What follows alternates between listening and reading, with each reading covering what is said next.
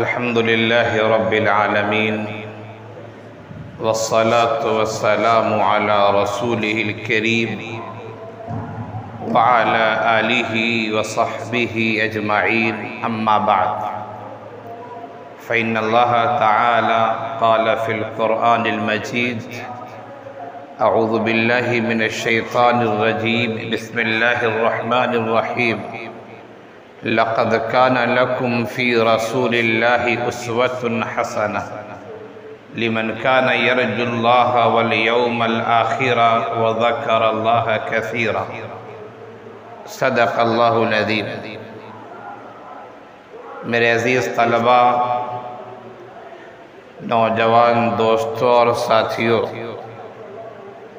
اور میرے دینی بھائیوں، ہم اور آپ اسلامی سال کے تیسرے مہینے میں داخل ہو چکے ہیں، جس کا نام ربیع الاول ہے۔ یہ وہ مہینہ ہے جس کی اپنی ایک تاریخی حیثیت ہے، اس لحاظ سے کہ اللہ کے رسول صلی اللہ علیہ وسلم کی ولادت باسعادت اور اسی طرح آپ کی وفات اسی مہینے میں ہوئی۔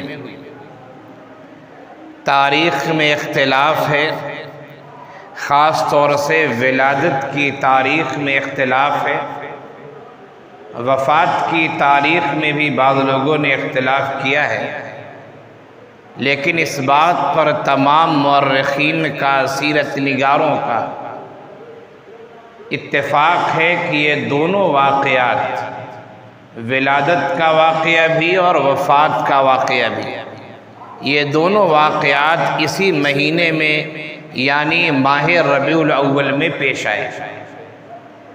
اسی لیے آپ دیکھتے ہوں گے کہ جو ہی ربیع الاول کی آمد ہوتی ہے، مسلم سماج میں، تمام مسلم سماج تو ہم نہیں کہہ سکتے، لیکن پھر بھی ایک بڑی تعداد ہے، ایک بڑا سماج ہے جس میں ربیع الاول کی آمد کے ساتھ ہی جشن عید میلاد النبی، جشن سیرت النبی اور جلسے سیرت رسول کے عناوین سے لوگ محافل کا انعقاد کرتے ہیں اور جلسے جلوس کرتے ہیں۔ ہمیں فی الحال اس موضوع پر گفتگو نہیں کرنی ہے کہ اللہ کے رسول صلی اللہ علیہ وسلم کی ولادت کب ہوئی اور آپ کی وفات کب ہوئی۔ ہم نے سیرت کی مناسبت سے چند عناوین اپنے ذہن میں رکھے ہیں، انشاءاللہ بالتدریج کہا جائے، ہفتہ بہفتہ کہا جائے، اس عناوین کو ہم آپ کے سامنے پیش کریں گے اور مختصراً اس پر گفتگو ہوگی۔ اس سے پہلے بھی گزشتہ سالوں میں بھی جو طلبہ بہت قدیم ہیں یا جو پرانے طلبہ ہیں جو یہاں سے جا چکے ہیں، ان سے اگر آپ معلوم کریں تو وہ آپ کو بتائیں گے کہ بسا اوقات 2 ماہ 3 ماہ ہم نے سیرت کے مختلف گوشوں کو عنوان بنایا اور اس پر گفتگو ہوئی، اس پر بیان ہوا۔ انشاءاللہ کچھ عناوین آپ کے سامنے بھی رکھے جائیں گے اور گفتگو ہوگی۔ آج کا عنوان سیرت کی مناسبت سے جو ہم نے رکھا ہے وہ یہ ہے کہ آخر حضرت محمد صلی اللہ علیہ وسلم کون ہے۔ یہ تقریر کا عنوان ہے کہ حضرت محمد صلی اللہ علیہ وسلم کون ہے۔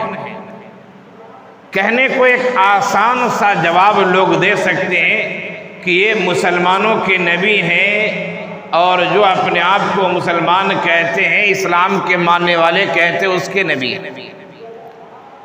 لیکن یہ جواب انتہائی مختصر ہے اور ایک لحاظ سے یہ جواب صحیح بھی نہیں ہے، ایک لحاظ سے۔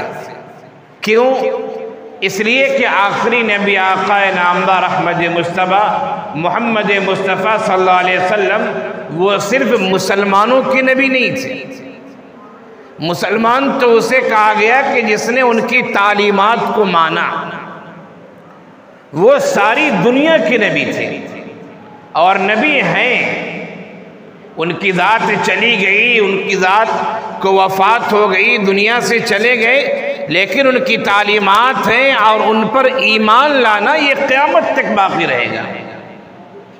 قرآن کریم نے یا احادیث نے کہیں بھی یہ بات نہیں کہی ہے کہ یہ رسول مسلمانوں کے تھے، رسول المسلمین، رسول المؤمنین، رسول اہل الاسلام، رسول اہل الایمان، رسول متبع الاسلام، کہیں قرآن نے یا حدیث نے یہ بات نہیں کہی ہے، بلکہ قرآن نے یہ کہا ہے کہ یہ جو رسول ہیں یہ رسول کافۃ للناس، تمام لوگوں کے لیے رسول ہے۔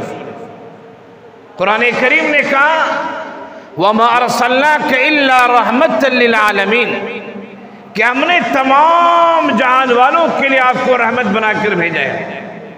قرآن کریم نے کہا کہ آپ بشیر ہیں، جو آپ کو مانتے ہیں آپ ان کو جنت کی خوشخبری سنانے والے ہیں۔ قرآن کریم نے کہا کہ آپ نذیر ہیں، یعنی لوگوں کو جہنم سے ڈرانے والے ہیں۔ کہیں بھی قرآن نے یا حدیث نے یہ بات نہیں کہی ہے کہ محمد صلی اللہ علیہ وسلم جو آخری نبی وہ مسلمانوں کے رسول تھے اور صرف مومنوں کے رسول تھے، کہیں ایسی بات نہیں ہے۔ ہاں یہ بات ہے،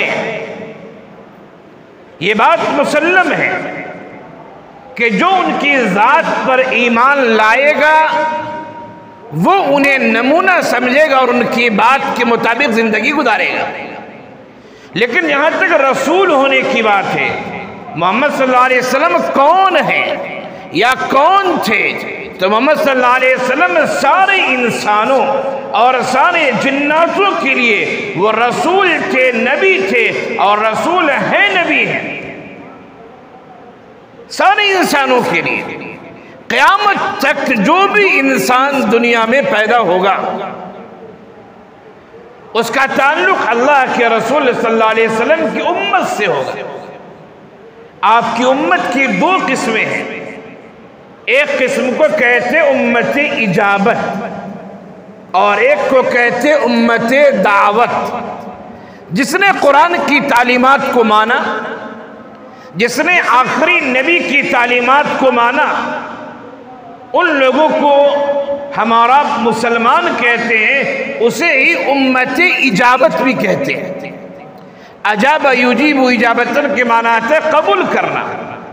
ہمارا امت اجابت ہے، لیکن وہ لوگ جو ایمان نہیں لائے یا وہ لوگ جو قیامت تک آنے والے ہیں، سب کے سب جو ہے امت دعوت ہوں گے اگر وہ ایمان نہیں لاتے ہیں۔ تو یہ آخری نبی سب کے نبی ہیں، سب کے رسول ہیں۔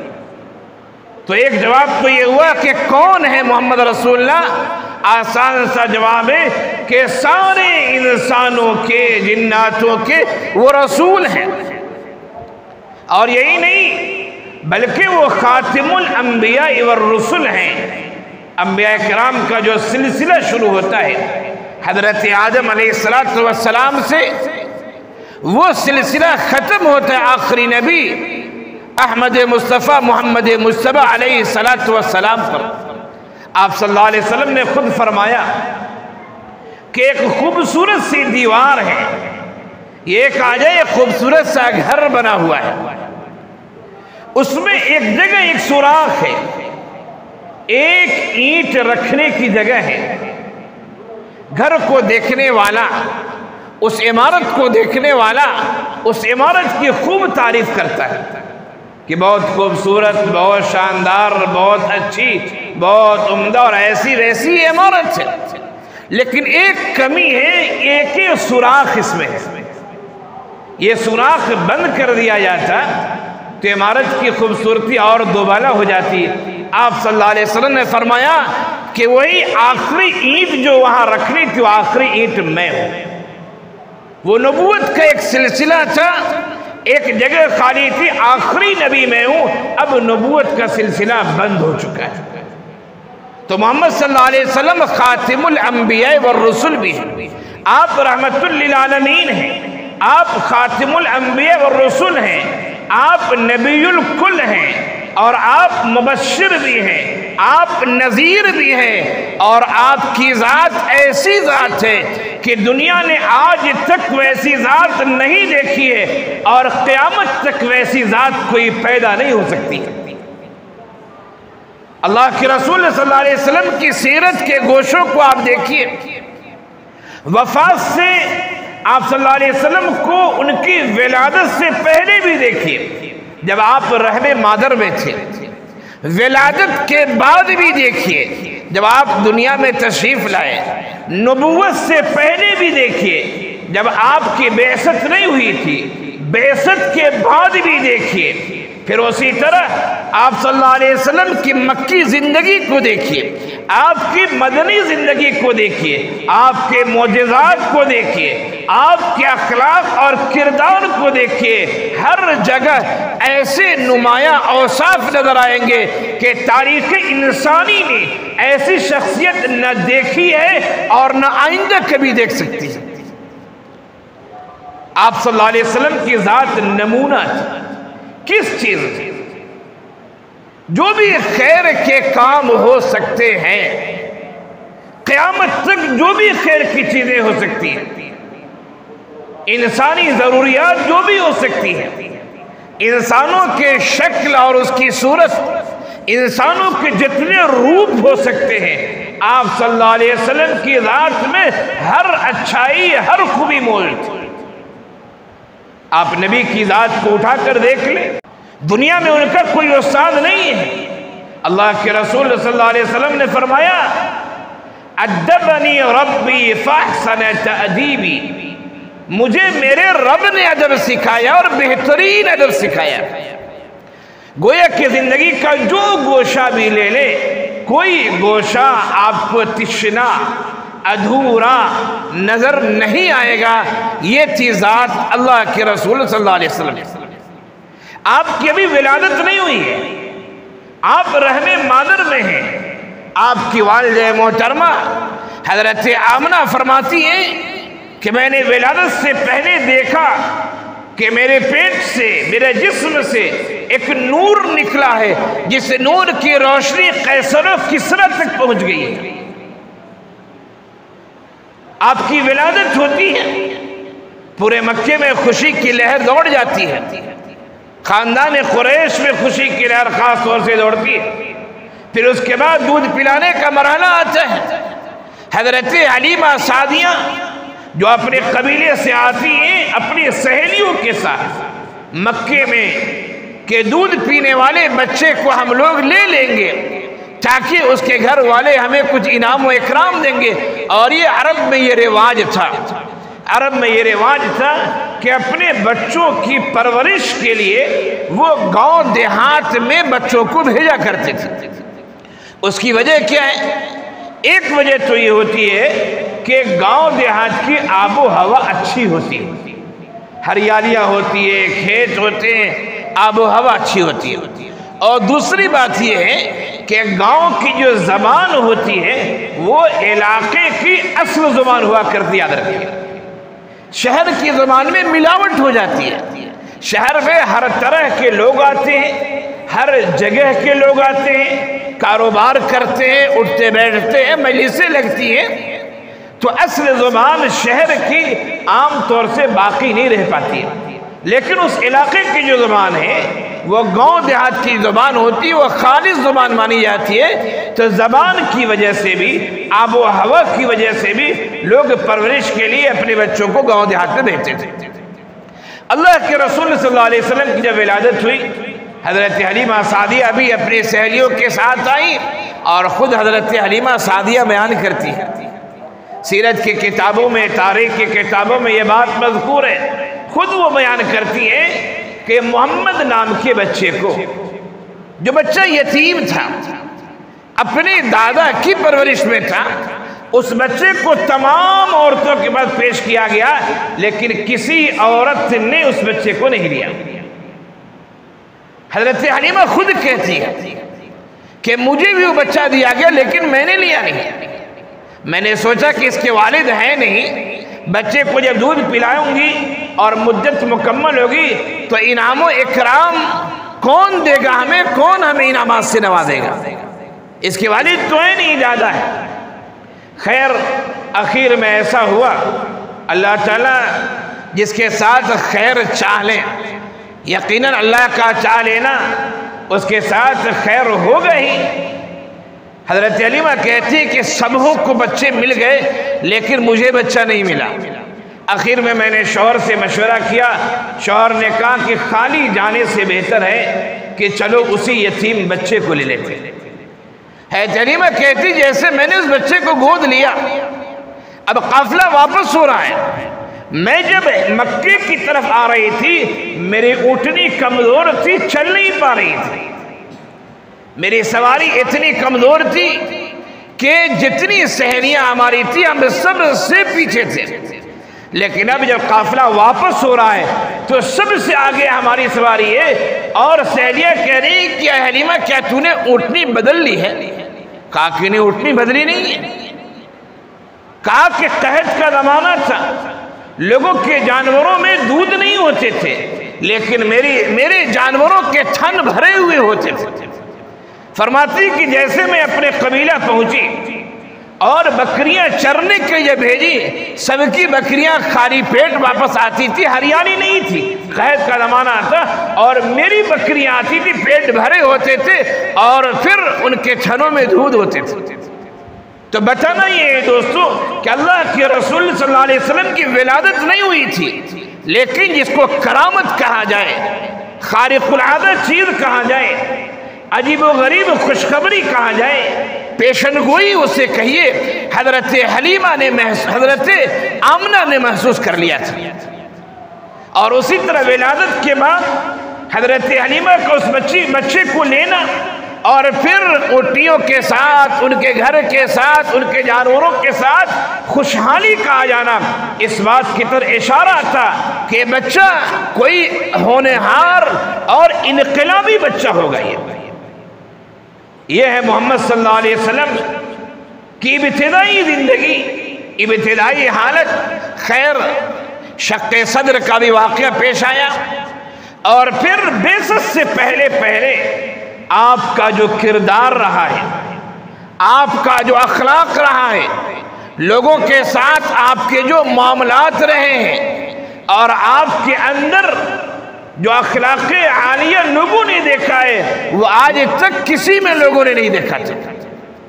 بعثت نہیں ہوئی ہے، لوگوں نے آپ کو نبی کے نام سے نہیں جانا ہے، لیکن پورا مکہ آپ کو صادق الامین کہہ کے پکار رہا ہے۔ پورا مکہ یہ کہہ رہا ہے کہ محمد جو کہہ دیں گے وہ بات سچی ہوگی، اس نے کبھی جھوٹ نہیں بولا ہے۔ کعبے کی تعمیر کا جب مسئلہ پیش آتا ہے اور تلواریں نکل آتی ہیں، ہر آدمی یہ کہتا ہے کہ حجر اسود جو ایک مقدس پتھر ہے ہم اس پتھر کو رکھیں گے۔ قبیلے کے درمیان تلواریں نکل آئی، لوگوں نے خون میں ہاتھ ڈال کر معاہدہ کیا کہ اگر مجھے پتھر نہیں رکھنے دیا جائے گا تو یہ ننگی تلوار فیصلہ کرے گی، میرا قبیلہ رہے گا یا اس کا قبیلہ رہے گا۔ آخر میں یہ بات طے پاتی ہے کہ لڑائی جھگڑا بہتر نہیں ہے۔ کل صبح سویرے جو آدمی یہاں آ جائے گا وہی فیصلہ کرے گا پتھر کون رکھے گا، حجر اسود کون رکھے گا۔ لوگوں کا اتفاق ہو گیا، لوگ جب آتے دیکھتے کہ سب سے پہلے جو کعبے کے پاس آنے والی ذات ہے وہ محمد صلی اللہ علیہ وسلم کی ذات ہے۔ لوگوں نے کہا کہ ہاں یہ سچے ہیں، یہ امین ہیں، ان کا فیصلہ ہمیں بصر و چشم قبول ہے۔ پھر آپ صلی اللہ علیہ وسلم نے ایک چادر منگائی، اس چادر پہ پتھر رکھا اور قبیلے والے کو کہا، سرداروں کو، کہ تم سب مل کر اس چادر کو اٹھاؤ۔ چادر اٹھائی گئی، آپ صلی اللہ علیہ وسلم نے حجر اسود کو اپنے ہاتھوں سے لے کر اس کی جگہ پر رکھ دیا۔ یہ تھے محمد صلی اللہ علیہ وسلم۔ بعثت سے پہلے دنیا نے نبی جانا نہیں انہیں، لیکن ان کے امانت داری پر، ان کی صداقت پر، ان کے اخلاق پر، ان کی کہا جائے پاک تینت پر، اور جتنے اخلاق حسنہ ہو سکتے ہیں لوگوں کا ان پر اتفاق ہو چکا ہے۔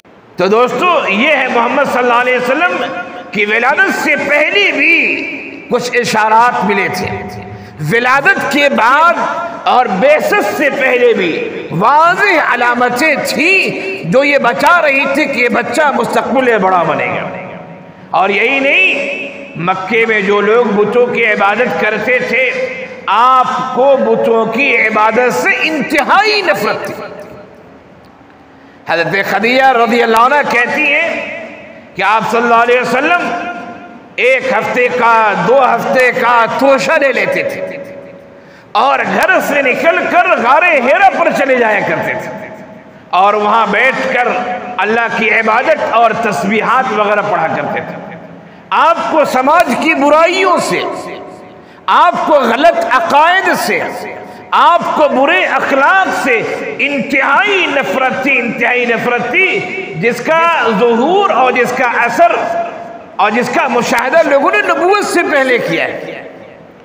اور جب آپ کو نبوت مل جاتی ہے، یعنی بعثت ہوتی ہے، نبی تو خیر اللہ تعالیٰ نے آپ کو پہلے بنایا، وہ اللہ جانتا ہے، لیکن بعثت جو ہوتی ہے دنیا نے جو جانا ہے کہ ہاں آپ نبی بنائے گئے ہیں، اس کے بعد بھی لوگوں نے آپ کی مخالفت کی، لوگوں نے برا بھلا کہا، لیکن کسی نے یہ نہیں کہا کہ محمد جھوٹا ہے اور محمد جو ہے بے ایمان ہے اور محمد غلط کردار کا آدمی، کسی نے نہیں کہا۔ لوگ آپ کو جادوگر کہتے تھے، اس لیے کہ آپ کے کلام کی تاثیر ایسی تھی کہ آپ کی زبان اقدس سے جو بات نکلتی تھی سننے والا متاثر ہو جاتا تھا۔ مانے نہ مانے وہ اس کا کام ہے۔ بعض لوگ ہٹ دھرم ہوتے ہیں، ہٹ دھرم لاکھ سمجھا لیجیے آپ، وہ کہیں گے مولوی صاحب بات تو صحیح آپ کی، لیکن ہم تو کرتے وہی جو ہم کرتے آ رہے ہیں، یہ ہٹ دھرمی ہوتی ہے۔ بعض لوگ تعصب کی عینک لگائے رکھتے ہیں کہ باپ دادا نے جو کیا ہے ہم وہی کریں گے، چاہے مولوی صاحب ہمیں لاکھ سمجھاتے رہیں۔ تو اگر تعصب کی عینک لگا رکھی ہے، ہٹ دھرمی پر تول آئے، تو اس کا تو کوئی علاج نہیں ہے۔ تو آپ صلی اللہ علیہ وسلم کی زبان اقدس سے جو باتیں نکلتی تھی، وہ باتیں لوگوں کو متاثر کرتی تھی، جیسے کہ جادو اثر کیا کرتا ہے۔ اسی لیے لوگ آپ کو ساحر کہا کرتے تھے۔ کسی نے آپ کو کاذب نہیں کہا، کسی نے آپ کو یہ نہیں کہا کہ یہ امین نہیں ہے، کسی نے ایسا نہیں کہا۔ تو بعثت کے بعد بھی آپ کی مخالفت ہوئی، لیکن آپ کے کردار پر، آپ کے اخلاق پر کسی نے انگلی نہیں اٹھائی، بلکہ آپ کی بات کو نہ مانا، لیکن وہ آپ کے اخلاق کا قائل رہا۔ لوگ مانے کیوں نہیں؟ اصل میں عصبیت ایسی چیز ہوتی ہے، اور اگر کچھ آگے بڑھ کے کہوں تو آج آپ اپنے سماج میں دیکھیں، خاندانی عصبیت، تحریکات و تنظیمات کی عصبیت، شخصیات کی عصبیت، علاقائیت کی عصبیت ایسی گھر کر جا رہی ہے کہ اسلام ہمارا پیچھے رہ جا رہا ہے اور عصبیت آگے بڑھ جا رہی ہے۔ کتنے عہدے حقدار کو اس وجہ سے نہیں ملتے کہ یہ تو فلاں ادارے کا فارغ ہے نا، نہیں فلاں ادارے والے کو نہیں دینا۔ کتنے عہدے حقدار کو اس وجہ سے نہیں ملتے کہ یہ تو فلاں جماعت سے تعلق رکھتا ہے نا، نہیں اس جماعت والے کو نہیں دینا۔ کتنے عہدے اس وجہ سے نہیں ملتے حقدار کو کہ یہ تو فلاں مسلک کا ہے نا، یہ تو فلاں ذات کا ہے نا، یہ تو فلاں برادری کا ہے نا، یہ تو فلاں علاقے کا ہے نا۔ اگر وجہ ترجیح کوئی خیر کی بات ہے تب تو ٹھیک ہے، لیکن وجہ ترجیح اگر عصبیت ہے تو یہ چیز بہر صورت معیوب ہے، اور اسلام نے اسے پاؤں تلے روندنے کا حکم دیا ہے، پاؤں تلے کچل دینے کا حکم دیا اسلام نے۔ خیر میں یہ کہہ رہا تھا کہ اللہ کے رسول صلی اللہ علیہ وسلم کے کردار پر کسی نے انگلی نہیں اٹھائی۔ یہ تھے محمد صلی اللہ علیہ وسلم اور یہ تھی ان کی ذات۔ نبوت کے بعد آئی ہے، بعثت کے بعد جو مکے کی صورتحال تھی، مخالفت کی لوگوں نے، لیکن آپ کے کردار پر انگلی نہیں اٹھائی۔ نتیجہ یہاں تک آیا، مخالفت اتنی بڑھی کہ آپ مکے کو چھوڑ کر طائف کے دعوت دینے کے لیے، لیکن اتفاق سے وہاں بھی کسی آدمی نے اسلام قبول نہیں کیا، بلکہ لوگوں نے مارا، ستایا، لہو لہان کیا۔ پھر اس کے بعد جو حج کے قافلے آ رہے تھے آپ نے ان قافلوں کو سمجھانا شروع کیا. خیر پھر ایک وقت آتا ہے کہ مکے والوں نے یہ کہا کہ ہم انہیں جان سے مار دیں گے. اللہ تعالیٰ نے وحی نازل کیا اور فرمایا کہ اب آپ کو ہجرت کرنا چاہیے. پھر آپ صلی اللہ علیہ وسلم مدینے سے ہجرت کرتے اور پھر ہجرت کے بعد وہاں اہل مدینہ جو استقبال کرتے ہیں اور پھر آپ صلی اللہ علیہ وسلم نے جو لوگوں کے ساتھ معاملات کیے ہیں جو معاہدے کیے ہیں ان سب کو دیکھے سب میں انسانیت کی بھلائی کی بات کہی گئی ہے. یہ تھی ذات آپ صلی اللہ علیہ وسلم کی. اور مجموعی اعتبار سے دیکھیں آپ صلی اللہ علیہ وسلم کے حسن و جمال کو دیکھیں تو آپ شعرائے عرب کے اشعار دیکھ لیں, حضرت حسن ابن ثابت کے اشعار دیکھ لیں, دیگر شعراء کے دیکھ لیں, اور اسی طرح آپ صلی اللہ علیہ وسلم کی جنگوں کو دیکھنا چاہتے ہیں کہ آپ نے کیسے لوگوں کے ساتھ جنگ کرنے کی بات کہی ہے. آپ ان کی سیرت کو پڑھ لیں. آج کی طرح یہ نہیں کہ بم کہیں بھی گرا دیا اور پورے لوگ کوئی بھی ہو مر جائے, ایسے نبی نے تعلیم نہیں دی تھی. اللہ کے رسول صلی اللہ علیہ وسلم یہ تعلیم نہیں تھی. آپ کی سیرت پڑھیے, آپ کی سیرت پہ جہاں اخلاق و کردار کی گفتگو ہے اور آپ اخلاق حسنہ کے حامل تھے, بلکہ اس بالکل اسی طرح آپ صلی اللہ علیہ وسلم سارے انسانوں کے لیے رحمت بنا کر بھیجے گئے تھے. سارے انسانوں کے لیے, خواہ وہ آپ کو مانے یا آپ کو نہ مانے, لیکن آپ کی رحمت عام تھی. سیرت کی کتابوں کے پڑھنے کا ہمیں اس مہینے میں خاص طور سے اپنے آپ سے معاہدہ کرنا چاہیے, عہد کرنا چاہیے کہ ماہ ربیع الاول میں ہم سیرت کا ضرور مطالعہ کریں گے. اگر آپ پڑھیں گے تو آپ کو پتہ چلے گا کہ آخری نبی کی ذات کیسی تھی اور کون ہے محمد صلی اللہ علیہ وسلم جنہیں لوگ بدنام کرنے کی کوشش کرتے ہیں. ان کو بدنام کرنے والے ایسے ہی ہیں جیسے کہ کوئی آدمی سورج پر تھوکنا چاہے. سورج پر تھوکنے والا تھوک اس کے منہ پہ گرے گی, سورج کا کچھ نہیں ہوگا. آپ کی ذات بالکل پاک ہے, آپ معصوم ہیں, ہر طرح کے کہا جائے گناہوں سے پاک ہیں اور ہر اعلیٰ اخلاق اعلیٰ خیر کے آپ عامل ہیں. آپ صلی اللہ علیہ وسلم کی ذات وہ واحد ذات ہے کہ ویدوں میں بھی آپ کا تذکرہ ملتا ہے, آسمانی کتابوں میں بھی آپ کا تذکرہ ملتا ہے, کہیں اور کوئی آدمی نہیں جس کا تذکرہ ملتا ہو. قرآن کریم نے نبیوں سے جب معاہدہ لیا تھا تو یہ بات کہی تھی نبیوں سے, لَتُؤْمِنُنَّ بِهِ وَلَتَنْصُرُنَّ. اے نبی اگر تمہارے سامنے وہ نبی آ جاتا ہے یعنی آخری نبی کے بارے میں تو تم اس پر ایمان بھی لاؤ گے اور تم اس نبی کی نصرت اور مدد بھی کرو گے. ہر نبی نے اپنی قوم سے یہ معاہدہ لیا ہے. ایک سوال کا جواب دے کر میں اپنی بات ختم کرتا ہوں. آخر ہم یہ کیسے مان لیں کہ محمد صلی اللہ علیہ وسلم سب کے نبی تھے؟ میں نے بات یہیں سے شروع کی تھی. لوگ پوچھے محمد کون ہے, آسان سا جواب ہوتا ہے کہ محمد مسلمانوں کے نبی ہے. حالانکہ یہ جواب غلط ہے ایک لحاظ سے, میں نے بتایا آپ کو.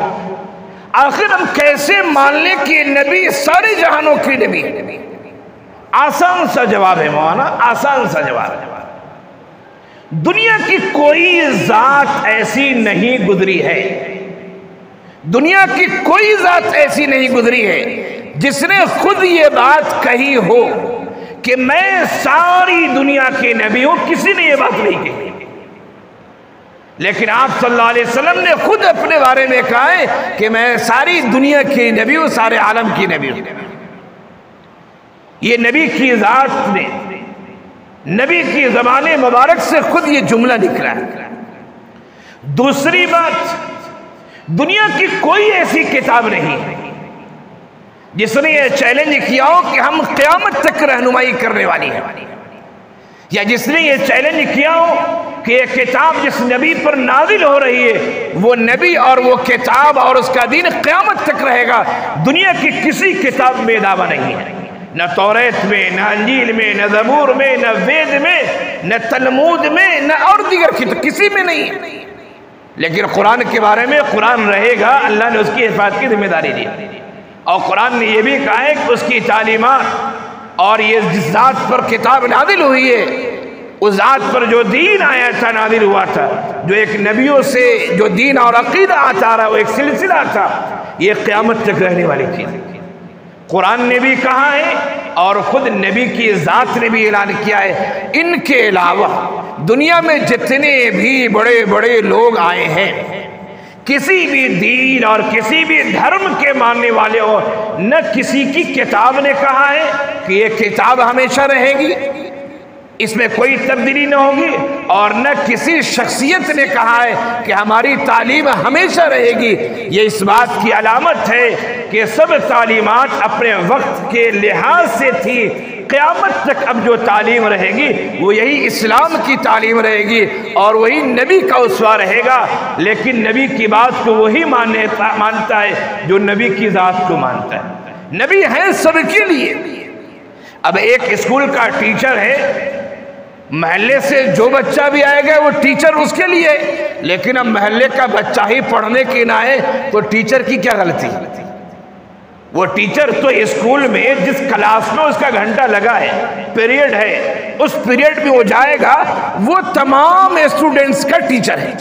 آج 10 طلبہ ہیں، 10 کا ٹیچر ہے، کل 20 ہو جائیں گے، 20 کا ٹیچر ہو جائے گا، کل 50 ہو جائیں گے، 50 کا ٹیچر ہو جائے گا۔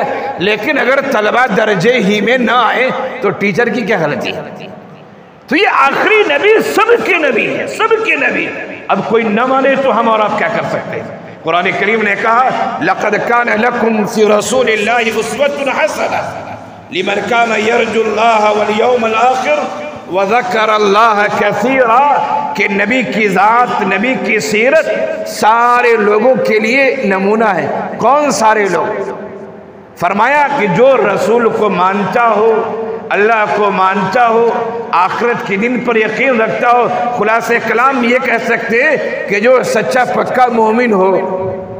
نبی کی ذات یقیناً نمونہ ہے، نبی کی ذات کو اختیار کرنا چاہیے، ان کی سیرت پر، ان کے طریقے پر ہمیں اور آپ کو چلنا چاہیے۔ آج کی تقریر کا جو عنوان تھا میرے طلبہ کہ محمد صلی اللہ علیہ وسلم کون ہیں، گفتگو اور بھی کی جا سکتی ہے لیکن وقت کافی ہو چکا ہے۔ جو باتیں کہی گئی ہیں اللہ تعالیٰ ان سب پر عمل کرنے سمجھنے کی توفیق عنایت فرمائے۔ وآخر دعوانا ان الحمد للہ رب العالمین۔